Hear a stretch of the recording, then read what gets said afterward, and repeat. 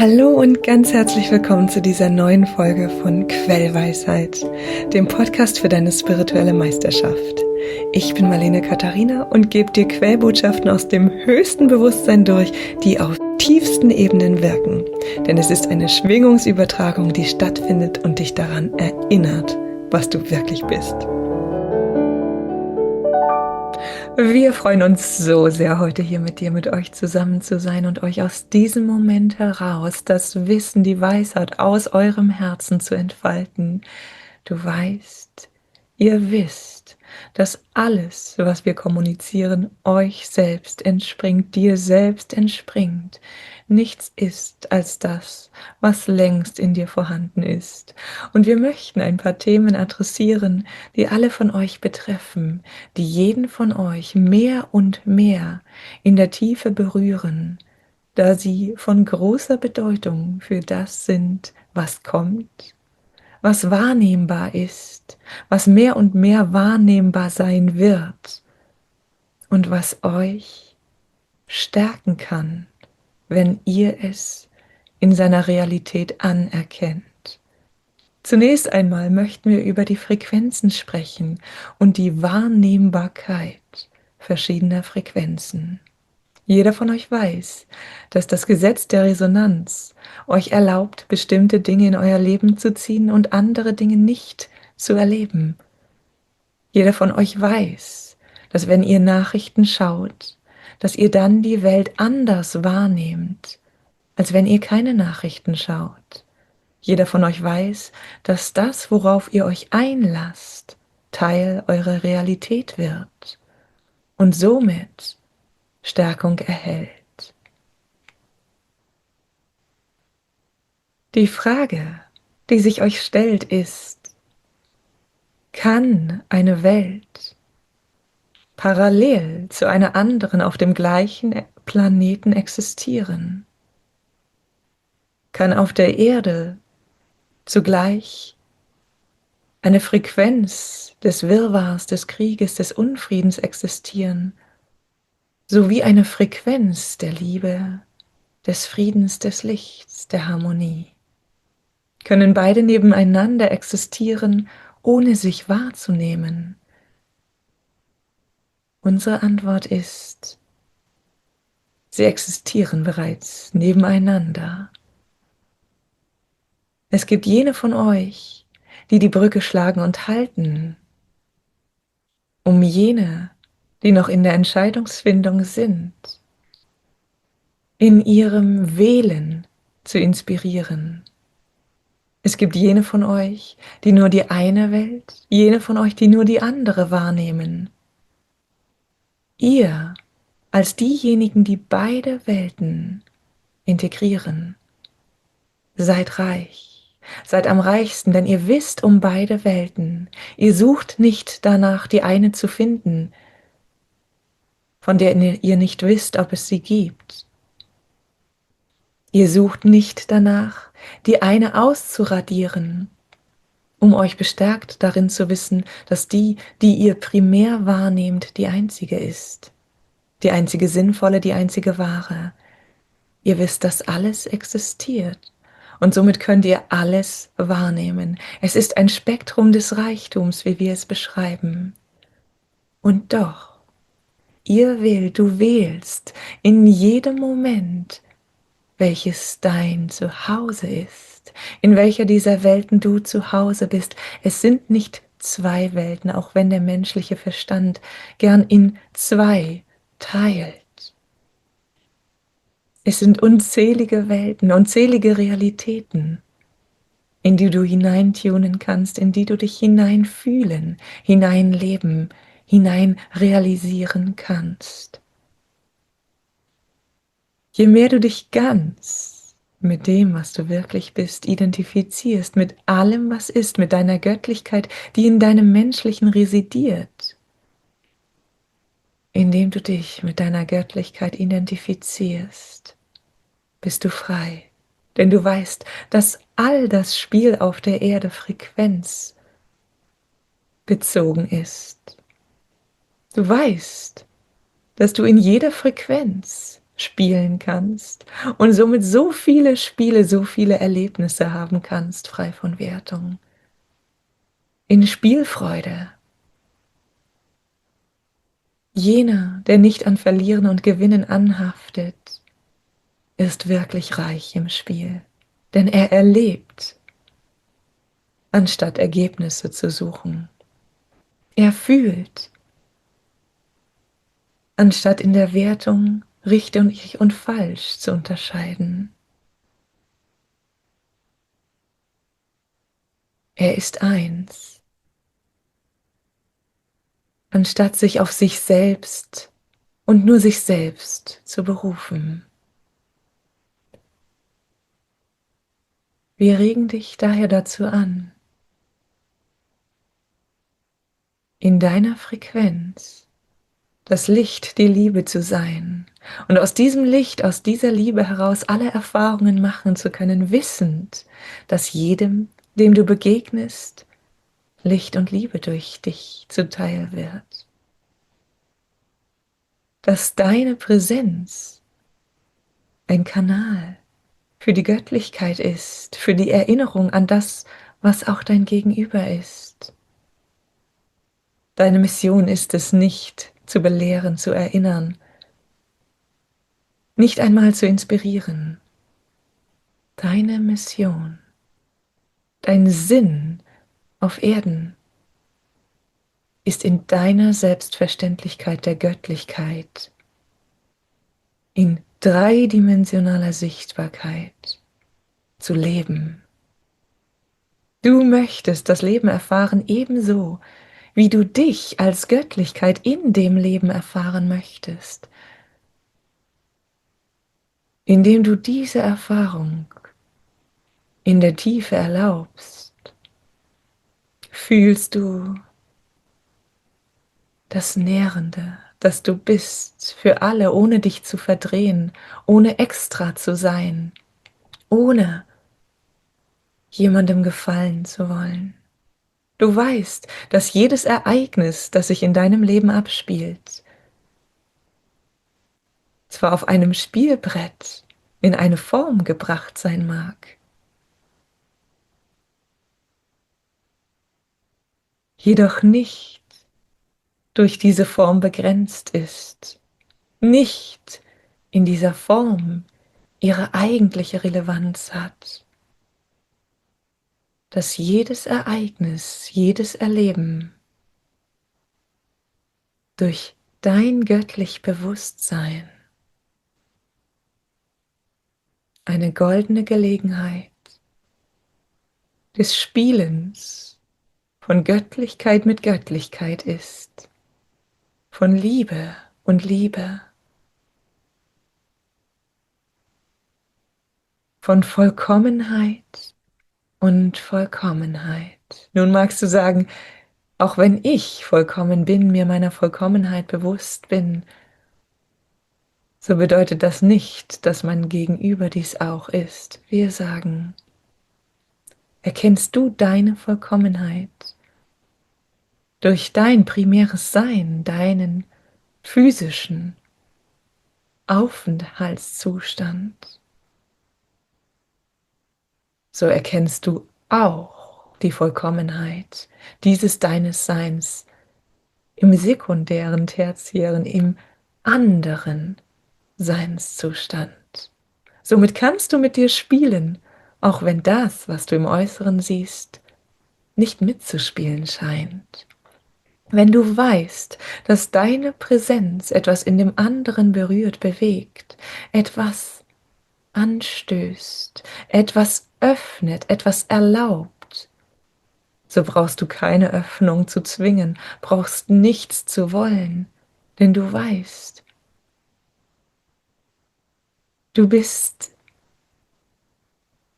im Genießen deiner selbst, mit deinem Gegenüber. Du genießt dich selbst durch dich und dein Gegenüber hindurch. Du spielst mit dir selbst in zwei verschiedenen Formen. Dieses Spiel zu genießen, gibt dir Erfüllung, gibt deinem Gegenüber Erfüllung, Anregung, Aufregung, ganz verschieden kann die Erfahrung für dein Gegenüber in menschlicher Form sein, auf göttlicher Ebene, fühlst du, wie erfüllt dieses Begegnen ist, wie erfüllend diese Begegnung ist, wie freudvoll ein peripheres Ereignis, ein Ereignis sachlicher Natur für dich, für dein Gegenüber, für die Frequenz auf der Welt, für das Bewusstsein von alles ist eins sein kann.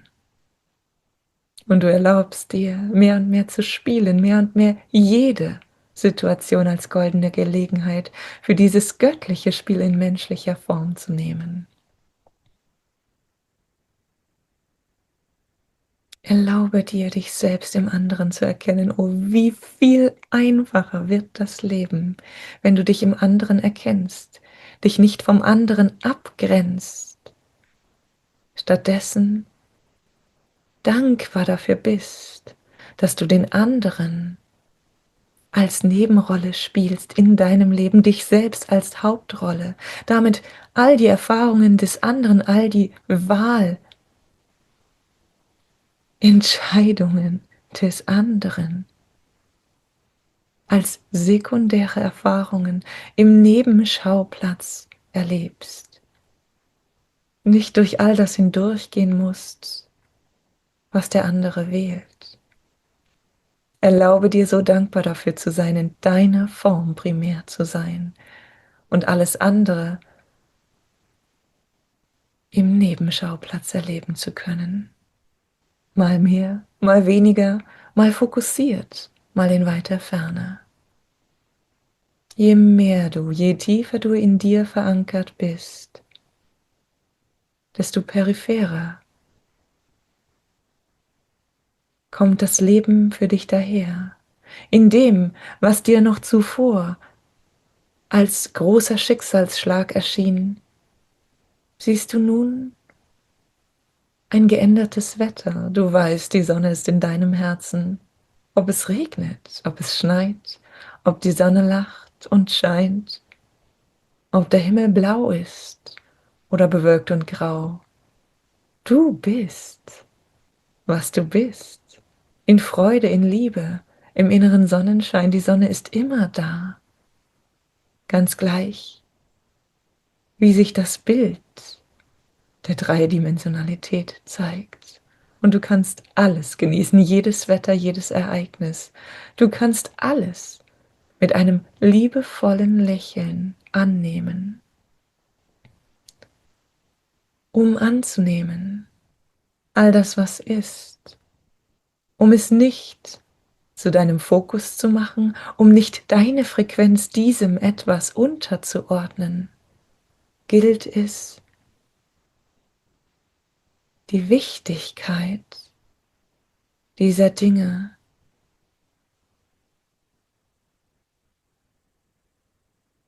zu lösen aus der Größe, zu lösen aus der Dichte, zu lösen aus der Tiefe. Du kannst beobachten, wie sehr ein Lebensereignis dein Fühlen beeinträchtigt, deine Frequenz verändert, wenn du es größer werden lässt, wenn du es nah zu dir herannimmst, wenn du es mit einer Lupe betrachtest. Und so können lösende Gespräche, die du über solche Dinge hast, dazu führen, dass sie das Ereignis vergrößern, dass sie dir das Gefühl geben, du seist eins, verknüpft, verwoben, verzottelt mit diesem Ereignis. Und so bekommst du ein Gefühl des dich daraus lösen wollens, denn wer will schon verzottelt sein, gezerrt in etwas hinein, eingebunden, verwoben, festgehalten. Das Gespräch, das du als lösend angegangen sein mögen hast. Dieses Gespräch mag nun das sein, wovon du dich zu lösen suchst. Du magst nun fühlen, wie sehr du dich versuchst herauszuwinden aus dem eisernen Griff der Frequenz, die in dieser Thematik steckt. Das dich herauslösen wollen geht in die Dichte, versucht auf gleicher Frequenz zu trennen, versucht auf gleicher Frequenz sich zu lösen.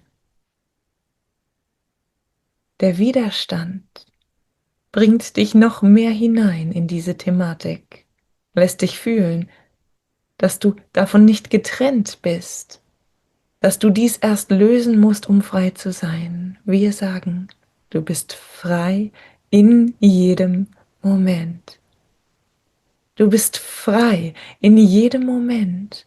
Du bist vollkommen frei. Du selbst bist es, die ein Ereignis in weiter Ferne sein lässt, die ein Ereignis wie ein Bilderbuch nimmt, es anschaut und es wieder weglegt, die ein Bilderbuch genießen kann, ohne das Leben in diesem Bilderbuch selbst in die direkte, unmittelbare Realität bringen zu müssen. Du kannst Seite um Seite umschlagen, deinem Bedürfnis nachgehen, zu wissen, wie diese Geschichte läuft, wie sie ausgeht, sie nicht einfach ungelesen, nur angelesen, nur hineingeschaut wieder beiseite legen. Wir wissen, dass ein tiefes Bedürfnis des Menschen ist, die Geschichten zu Ende zu leben, zu Ende zu erleben, zu Ende zu fühlen. Der Mensch sucht nach dem Happy End und so will er das Ende, so liest er das spannende Buch weiter, auch wenn es gruselig ist. Immer in dem Wissen, immer in dem Wünschen, immer in dem Wünschen, immer in dem Wissen, dass da ein gutes Ende wartet. Und wenn es noch nicht gut ist, so ist es noch nicht das Ende. Und wenn das Buch zu Ende ist, bevor es gut ist, so sucht der Mensch das Buch in seinem Geiste weiterzuspinnen und ihm ein gutes Ende zu geben. Der Mensch kann sich verstricken in den Dimensionen, in der die Harmonie nicht mehr sichtbar, nicht mehr fühlbar ist. Er kann sich verstricken in dem Fühlen wollen, um zu fühlen, dichter, noch tiefer, noch gröber in der Frequenz. Er kann sich darin verstricken, denn wenn er verloren hat zu fühlen, sucht er zu fühlen in der Dichte, in der groben Materie, in der groben Schwingung. Es gibt zwei Möglichkeiten ins Licht. Die Möglichkeit, sich hinaufzuschwingen, in dem Fühlen, dass du das Licht bist, wodurch sich aller Schatten auflöst, denn er integriert sich ins Licht, wird eins mit dem Licht, ist da, ohne da zu sein.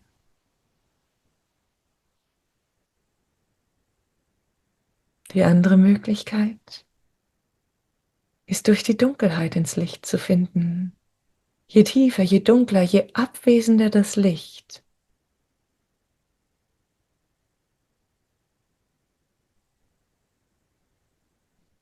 desto größer die Freude, wenn dort auch nur ein Funken von Licht in der Ferne auftaucht. Wenn alles dunkel ist, so ergibt sich der Mensch. Er ergibt sich ganz dem, was ist. Denn auch hier gibt es nichts mehr zu sehen, nichts mehr zu unterscheiden.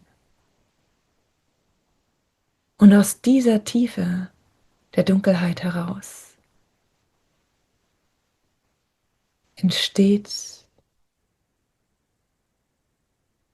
ein sich hingeben, ein Aufgeben, ein sich aufgeben, welches nichts anderes ist als ein tiefes Erlauben.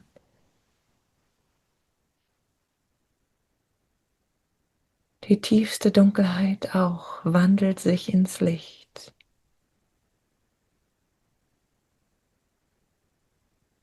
in dem alle Frequenzüberlagerungen, alle Dichte, alles Dunkle,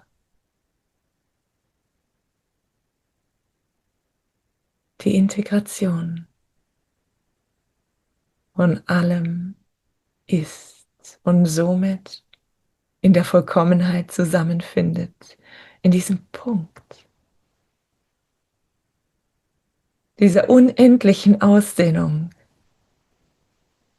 des Lichts, der Liebe, der Reinheit, der Freude des Seins. Du kannst für dich wählen. Und du weißt, mal wählst du hier, mal wählst du dort, mal in diese Richtung, mal in jene, mal Frequenz, dichtere Frequenz, noch dichtere Frequenz, um mehr Leben zu erleben, mehr zu fühlen, wo du nicht mehr fühlen kannst. Mal wählst du das Aufsteigen, das Aufstreben und wir wissen, für dich, da du hier lauscht, das ist deine primäre Wahl. Das ist die Wahl, mit der du auf Erden bist.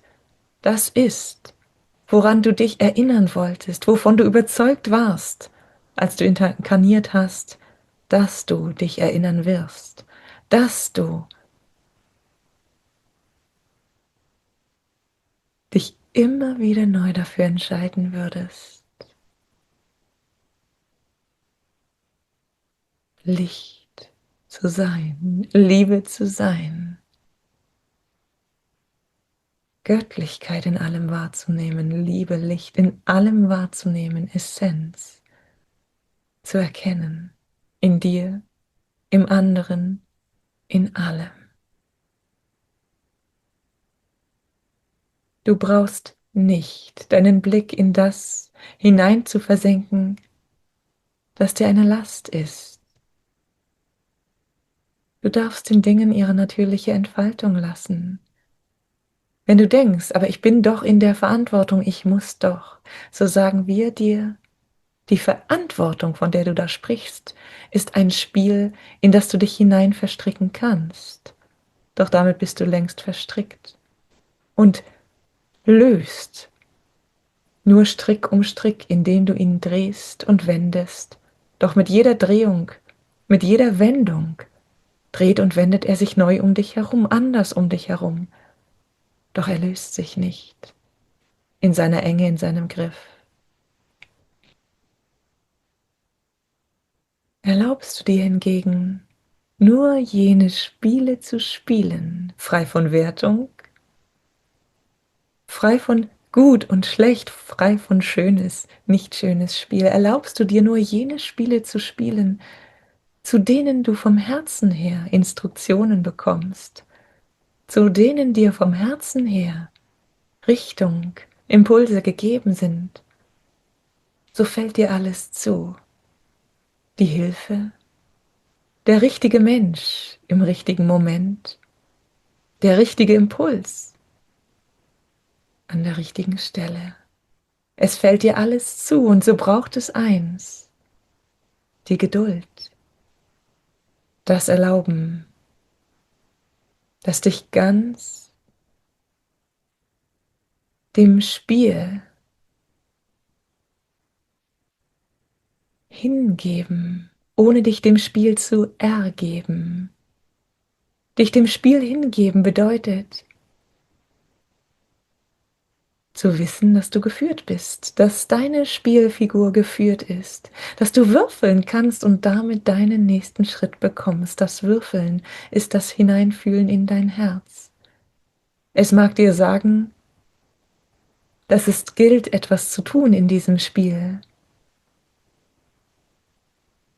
dass du an der Reihe bist, etwas zu tun. Es mag dir sagen, dass nichts zu tun ist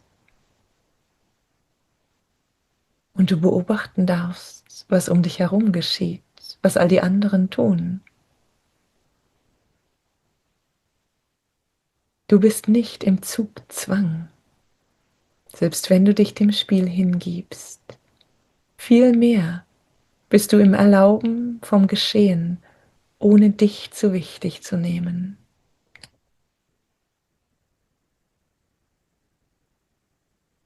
Göttliche Verantwortung weiß, dass die Antwort, die in der Verantwortung steckt, die Antwort des Herzens ist. Dass du auf die Impulse deines Herzens mit dem dich diesem Impuls hingeben antwortest.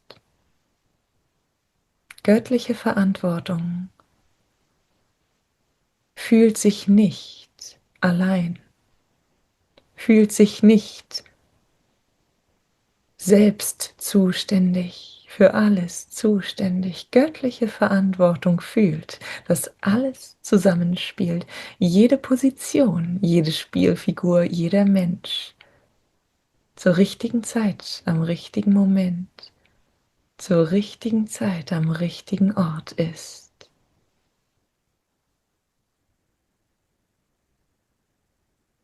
Erlaube dich in die göttliche Verantwortung hinein. Lass dich nicht hineinzerren, hineinzwingen durch andere Menschen, die dir sagen, aber du musst dich doch kümmern, dies ist doch deine Baustelle.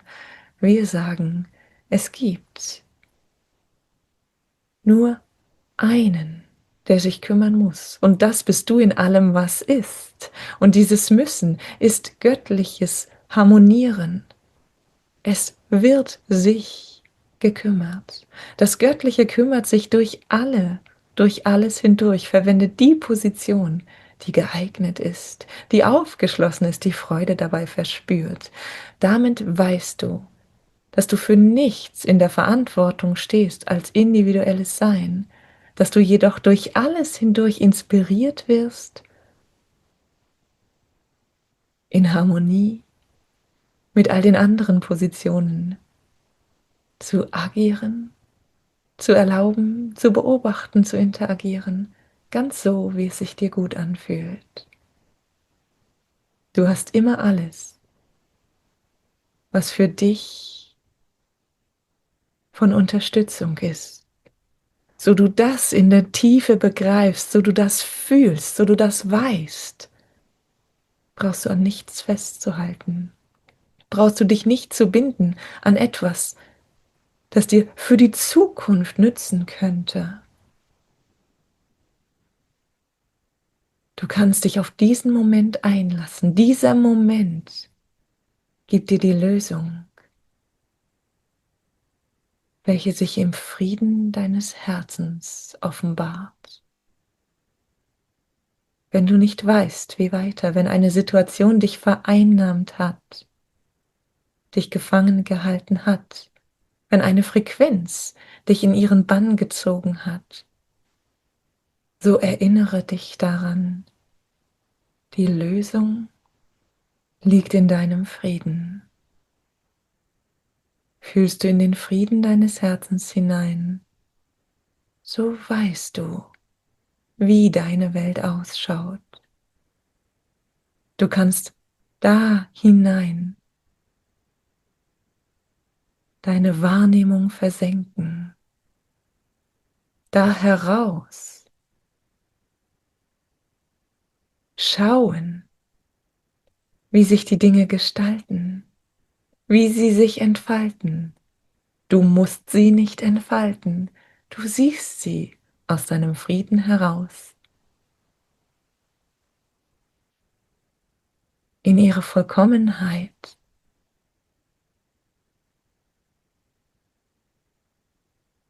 Hineingleiten. Du magst nicht sehen, wie sie dorthin gelangen, doch du siehst die Vollkommenheit, du fühlst und siehst, siehst und fühlst, wie es ist, wenn es sich gut anfühlt. Manchmal ist es ein inneres Schauen, eine konkrete Darstellung von dem, was für dich Frieden bedeutet, womit du friedvoll bist. Manchmal ist es ein Fühlen, ein Wissen. Alles ist in Frieden, es gibt nichts zu tun. Ich darf lösen, loslassen. Ich darf beobachten, bezeugen. Hier gibt es etwas, wozu ich inspiriert bin, und so folge ich diesem Impuls. Dies scheint meine Rolle zu sein. Und ich liebe diese goldene Gelegenheit der Erfahrung. Ich nehme sie an als etwas, das ich integrieren darf, das ich erkenne als Teil des Reichtums meines Lebens.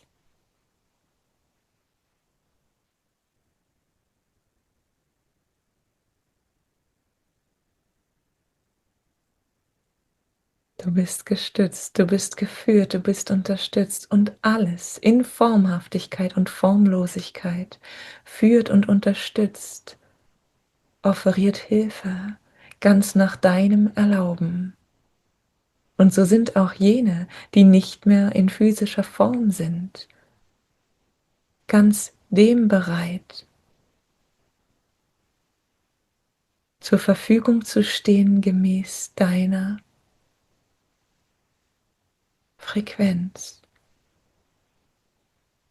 Es gibt viele Kulturen, in denen die Ahnen eine große Rolle spielen. Es gibt Kulturen, in denen sie nicht beachtet werden. Und hier könnt ihr sehr deutlich und klar sehen, wie die Beachtung einer Rolle, dieser Rolle, eine Realität gibt. Und diese Realität, Unterstützung, wie die Menschen sagen, Segen, oder Hindernis, wie die Menschen sagen, Fluch sein kann. Es kommt nicht darauf an, welche Bedeutung du was gibst. Es kommt darauf an, dass wenn du etwas eine Bedeutung gibst, du die Bedeutung dessen für dich wirken lässt. Dass du alles in seiner Bedeutung als für dich anerkennst. Bist du also im Feld des Wahrnehmens von Ahnen, so wisse, dass sie für dich wirken, dass sie auf deiner Seite sind, dich unterstützen, dass sie in ihrem höchsten Bewusstsein dir zur Verfügung stehen, dass ihre Formlosigkeit dir erlaubt, mehr jenseits deiner Begrenzung zu gehen. Sie sind die Unterstützung deiner Formlosigkeit in deine Formhaftigkeit hinein. Sie dehnen dich aus. Nimmst du sie als etwas, das du huldigen musst? Nimmst du sie als jemanden, als Instanzen, für die es Regeln gibt, denen du folgen musst, da sie dir sonst nicht gut gesonnen sind? So begrenzt du dich selbst. Wir wissen, dass Freiheit in Begrenzung besser fühlbar ist für dich, als die Freiheit in der grenzenlosen Essenz, Seins, Form, die keiner Form bedarf. Und somit ermutigen wir dich. Verzichte auf die Freiheit in den Grenzen. Entgrenze dich und fühle die Erfüllung der Harmonie, die dich nicht kontrollieren lässt, dir dafür jedoch die Sinfonie der kosmischen Harmonie schenkt. Welch eine Freude! Alles, was du dir vorstellen kannst, alles, was du je gehört hast, unterstützt dich darin, wenn du erlaubst, dass es dich darin unterstützen darf. Und so können dir die Ahnen Unterstützung sein, die Engel Unterstützung sein, jene, die auf Erden sind, jene, die nicht auf Erden sind. Alles kommt zu deiner Unterstützung. Selbst das, was daherkommt in einer Frequenz, mit der du nichts anfangen kannst, bereichert dich um die Wahl, zeigt dir, dass du gewählt hast, deine Frequenz und auch alles andere bist, doch das nicht als primäre Erfahrung wählst. Alles ist die Unterstützung. Wenn du das fühlst, so brauchst du nicht mehr die Konzepte anderer zu verstehen, brauchst ihnen nicht zu folgen, brauchst nicht nach diesen Konzepten, nach diesen Regeln zu spielen. Wenn du weißt, dass alles für dich geschieht, so freust du dich über genau das Blatt, das auf deiner Hand liegt, über genau jeden Zug, der sich dir gibt, über das Verlieren wie über das Gewinnen, denn du weißt, es gibt kein Verlieren, kein Gewinnen. Alles fließt und in seinem Fluss macht es dich lebendig. Ob in dir, ob in jemand anderem, es ist immer das Fühlen der Göttlichkeit in uns so vielen bunten, facettenreichen Formen. Wir sind, was du bist. Wir sind, was ihr seid. Ihr und wir sind eins, denn es gibt nichts, das in Trennung voneinander existieren kann. Alles ist eins, alles ist Liebe.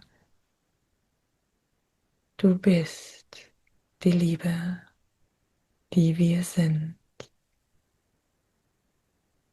Und damit sind wir für jetzt und hier vollkommen.